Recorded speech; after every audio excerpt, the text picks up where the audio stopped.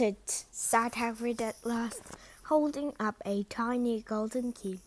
The goblin looked at it closely. That seems to be in order. And I have got the letter from Professor Dumbledore, said Hagrid importantly, throwing up his chest. It's about the you-know-what in Vault 713. The goblin read the letter carefully. Very well, he said, handing it back to Hagrid. I will have someone take you down to both boats. Griphook! Griphook was yet another goblin. Once Hagrid had crammed all the dog biscuits back inside his pockets.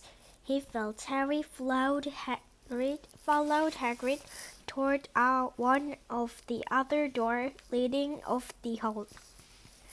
What's the you-know-what in Vault 713? Harry asked. Can't tell you that, said Harry mysteriously. Very secret. Hogwarts business. Dumbledore trusted me. More than my job's worth to tell you that. Griphook held the door open for them. Harry, who had expected more marble, was surprised. They were in a narrow stone passageway lit with flaming torches. It sloped steeply down passageway lit with flaming torches. It sloped steeply downward, and there was little railway tracks on the floor. Griphook wished, and a small cart came hurtling up the tracks toward them. They climbed in Hagrid with some difficulty and were off. At first, they just hurtled through a maze of twisting passage. Harry tried to remember left, right, middle, fork, right, left, but it was impossible. The rattling cart seemed to know its own way because Griphook wasn't steering. Harry's eyes, stung on a cold air, rushed past them, but he kept them wide open. Once he thought he was a burst of fire as at the end of a passage and twisted around to see if it was a dragon. But too late, they plunged even deeper, passing an underground lake where huge stalactites and stalagmites grew from the ceiling and floor. I never knew, Harry called Hagrid over the nose of the cart. What's the difference between a stalagmite and a stalactite? Stalactite has a armor in it, said Hagrid. And don't ask me questions just now. I think I'm gonna be sick. It did look very green.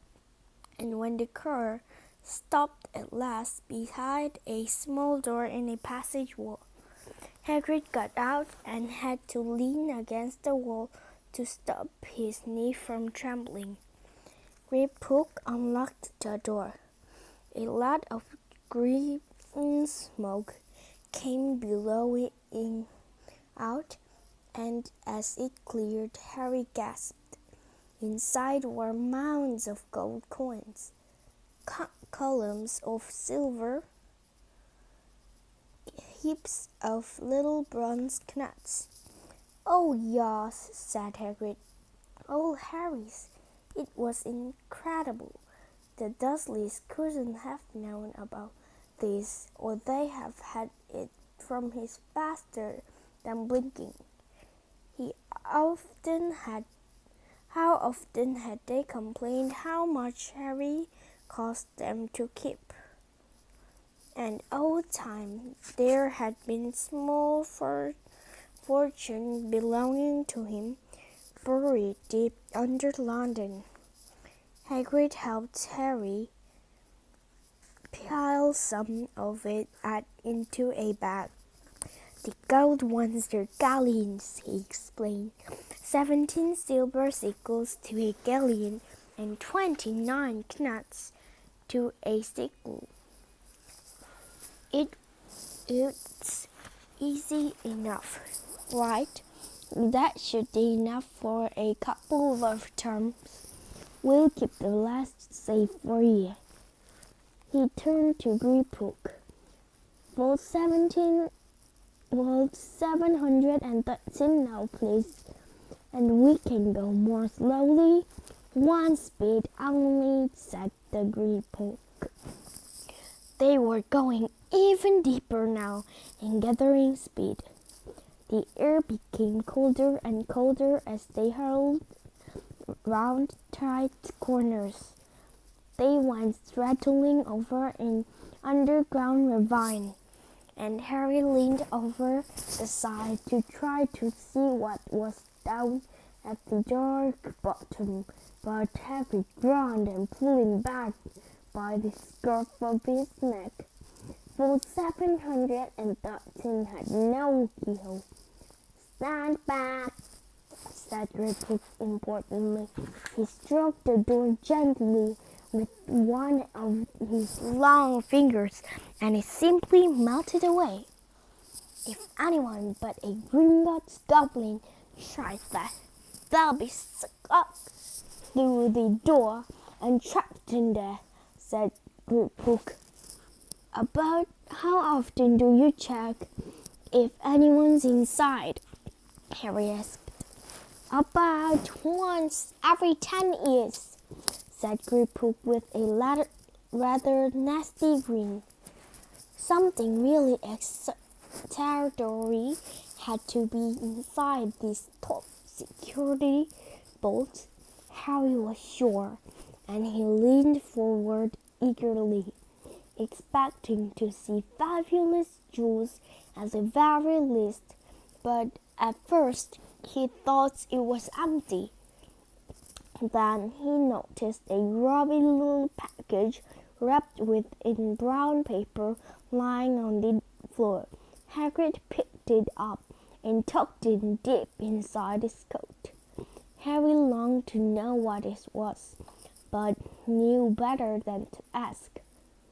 Come on, back it in an interval cart, and don't talk to me on the way back. It's best if I keep my mouth shut, said Hagrid. One wild cart ride later, they stood blinking in the sunlight outside Gringotts. Harry didn't know where to run first now that he had a bag full of money.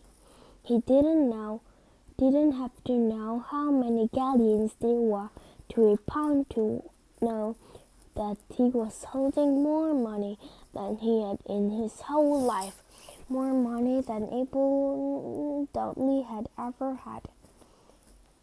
Might as well get your uniforms, said Hagrid, moving toward Madame Malkin's robe for all occasions. Listen, Harry, would you mind if I sleep after pick up in a leaky cauldron? I hate the Gringotts cart. He did still look a bit sick. So Harry entered Madame Malkin's shops alone, feeling nervous. Madame Malkin was a Scot, smiling witch dressed all new. How good's dear, she said, when Harry started to speak. Got the lot here. Another young man being fitted up now. In fact, in the back of the shop, a boy with a pale, pointed face was standing on a footstool with a second, which pinned up his long black robes. Madame Malkin stood Harry on a stool next to him, slipped a long robe over his head, and began to pin it onto the right leg. "Hello," said the boy. "Hogwarts too?" "Yes," said Harry. "My father is next door buying my books and mother's up the street looking at once," said the boy. He had a bored, drawling voice. "Then I'm going to drag them off to look at racing brooms. I don't see why first grades can't have their own. I think I'll bully father into getting me one, and I'll smuggle it in somehow." Harry was only reminded of Dudley. "Have you got your own broom?" the boy went on. "No," said Harry. "Play Quidditch at all?" "No," Harry said again, wondering what on earth Quidditch could be. "I do. Father says it's a crime if I'm not picked to play for my house. And I must say I agree. Now that house you'll be in yet." "No," said Harry, really knows until they get there. Do they? But I know I'll be in Slytherin. All the family have been. Imagine being in Hufflepuff. I'd leave, wouldn't you?" Said Harry, wishing he could say something a bit more interesting. "I say, look at the man," said the boy suddenly, nodding toward the front window. Hagrid was standing there, grinning at Harry, and pointed at two large ice creams to show he couldn't come in. "That's Hagrid," said Harry, pleased to know something the boy didn't. "He works at Hogwarts." "Oh," said the boy, "I've heard of him. He's sort of our servant, isn't he?" "He's a gamekeeper," said Harry. He was liking the boy less and less every second. "Yes, exactly. I heard he is such a savage. Lives in a hut on the school grounds and every now and he gets drunk, tries to do magic, and ends up getting fire on his bed." "I think he's brilliant," said Harry coldly. "Do ya?" said the boy, with a slight sneer. "Why is he with you?" "Where are your parents?" Dad had said Harry shortly. He didn't feel like going into the matter with the boy. "Oh, sorry," said the other, not sounding sorry at all. "But they were your kind, weren't they? They were a witch and a wizard, if that's what you mean. I really don't think they could let the other sort in, do you?" "Yeah, they're just not the same. They've never been brought up to know our ways. Some of them have never even heard of Hogwarts until they get the letter. Imagine. I think they should keep in the old wizarding families. What's your shortest way, anyway?" But before Harry could answer, Madame Malkin said, "That's you done, my dear," said Harry. No sorry for an excuse to stop talking to the boy. Hopped down the footstool. "Well, I'll see you at Hogwarts, I suppose," said the drawling boy. Harry was rather quiet as he ate the ice cream Hagrid had bought him, chocolate and raspberry with chopped nuts. "What's up?" said Hagrid. "Nothing," Harry lied.